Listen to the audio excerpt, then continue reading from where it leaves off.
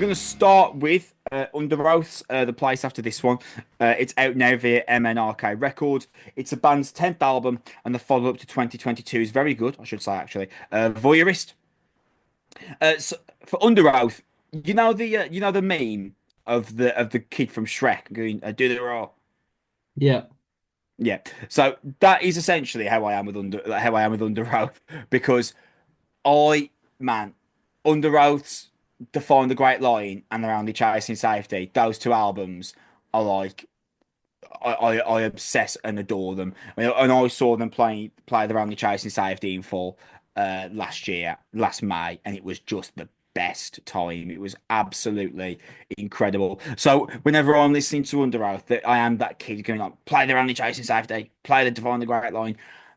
Um, and with good reason. I think because oh man, um, this album moments where there's something there, where there is something tangible, and it's like there's still like there's a segment of the Underoath that like I know and love, but it just seems like they've tried to go in this direction since returning, which I did say that I liked Voyeurist, which was released 3 years ago. I did actually like that, but it just seems to go that they've tried to go in this direction since they've come back of moving away from like the metalcore band that they were when they kind of dissolved, which I understand to be fair, because if you're going to return and do the exact same thing as you did prior, what was the point when that already exists? Fair enough, but it does seem that they've tried to become a whole new different beast entirely, and they've tried to become like this kind of heavy, kind of alternative, eclectic rock band, and it doesn't work, does it, Sam? No, no, there's nothing here for them. Like they need to return to their original sound or try something new. I don't mind trying the sound in and of itself. Don't get me wrong. This isn't a response to, well, what is this actually? Like what it's this it's electronic fused metalcore adjacent new metal post. Like what is this? It's just a bit of a riff and a bit of a chorus, isn't it? Over and over again. There are some songs here that are so contrived, like I can't believe, like Teeth is Yeah. an What even is unbelievably it? odd moment. It's an unbelievably odd moment. I mean, I suppose it's bold and it's experimental of them, but it really doesn't achieve anything, does it? Like it is just Yeah. this If someone's running overproduced into rhythmic traffic, I track. wouldn't advise it either. Like Yeah. look, there's not a song on here that has a third idea. Not a single one has a Even third idea. even the one with Troy Sanders. I don't. Yeah, I because mean, that's. I the don't idea even like is the one Troy with Troy Sanders is Sanders. on this one, and like all of them are riff the chorus back to the same riff, repeat the chorus. They're all 2.5 minutes. They've clearly decided that that's don't outstay your welcome, but they barely have a welcome. There's nothing going on.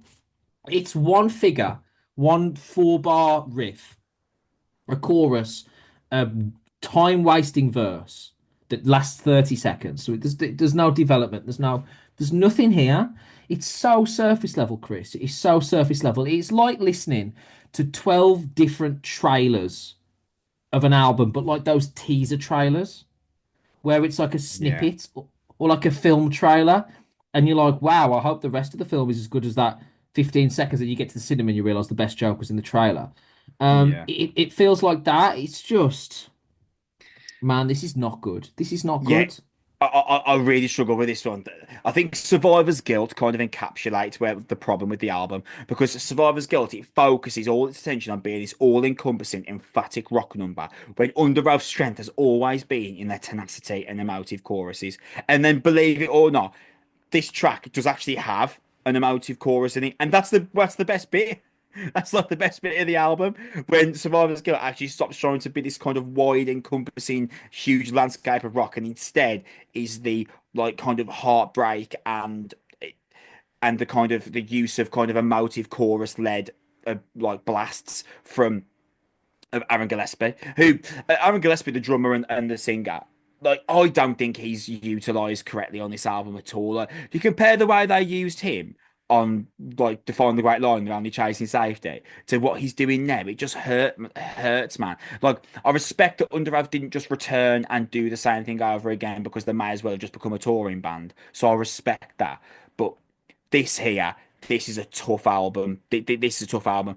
Cannibal's got the best riff on the record in the chorus. There's a really nice technicality to it, and Spencer has one of his best vocal moments on the entire album in the chorus of Cannibal. And the back and forth between him and Aaron, is by far at its best there.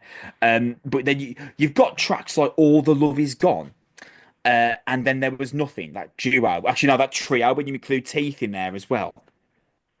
There just really isn't much there, and the synth-based sound just really drags. And you know what's even weirder is that Chris Dudley, who's been like the keyboards and synthesizer for Underoath, he's not a new addition. He's been there since 2000.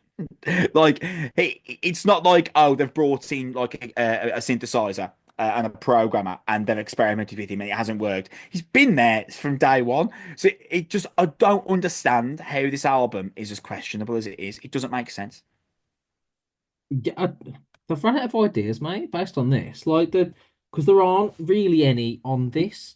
Like I, I, I haven't got more than like three sentences a song of notes because there's just nothing to say about it. Like Generation No Surrender is like this okay groove, and the ending's all right. Like okay, and then the rest of it's like, oh, this one's syncopated, but it's the same surface level thin tune. The loss, I'm like, all right, I don't like the mixing quality here. It's a bit muddy. The electronic thing actually overcovers the riff, and I'm like, where's this going really? All the Love Is Gone, the melody at the start is nice, but then again, it's like, all right, it's two ideas, then we're on to the next one. Teeth is horrendous. Shame is a nice song and finishing strong with like a nice display and a breakdown, but other than that, I found myself actually hearing the lyrics, and then that annoyed me. Um, Oh no, Spinning not in the Place lyrics. is just awful. Vulture is a good opening, but nothing else. Cannibal's rubbish, and then they found some depth for like 2 minutes on Outsider, but it's introspective and ultimately disappointing. Like this should be a demo. This is like you're playing around with in the studio, and like this is where we're kind of going. It's like someone's done a bad impression of North Lane, but they haven't got the I don't know, they haven't got the ideas for it, they haven't got the legs for it. I just this isn't it, man. Like Yeah, this this isn't this one working for them hurts, at man. all. For someone who adores Underoath and what Underoath were in the mid 2000s, and actually liked Voyeurist from 2022. Yeah, this one hurts, man. Don't know about this. It's man. This is a big old toe stub. This is, isn't it though? Yeah, the cry from a toast up bay lasts longer than some of these tunes as well, like to be honest, because it's 2 minutes 36, 2 minutes 58, 3 minutes 12, and it's just like there's nothing else going on. Like in some of these songs, like the intro is 30 seconds and the song's over 90 seconds later. I'm like, what was this for? You know, they're just like little soundscapes. I don't really understand it. Before we move on, if you're listening to this and you massively disagree with everything that we've said, can you let me know in the comments like what it is that you really like about this album? Because I'm wondering whether there's something that I'm just completely overlooked out of ignorance or something like that. Because as someone who loves Underoath, this is a huge misstep for me. Like it bothered me listening to this album. I understand. Like it's one of those albums where you go back and think, did I really like this band that much to begin with?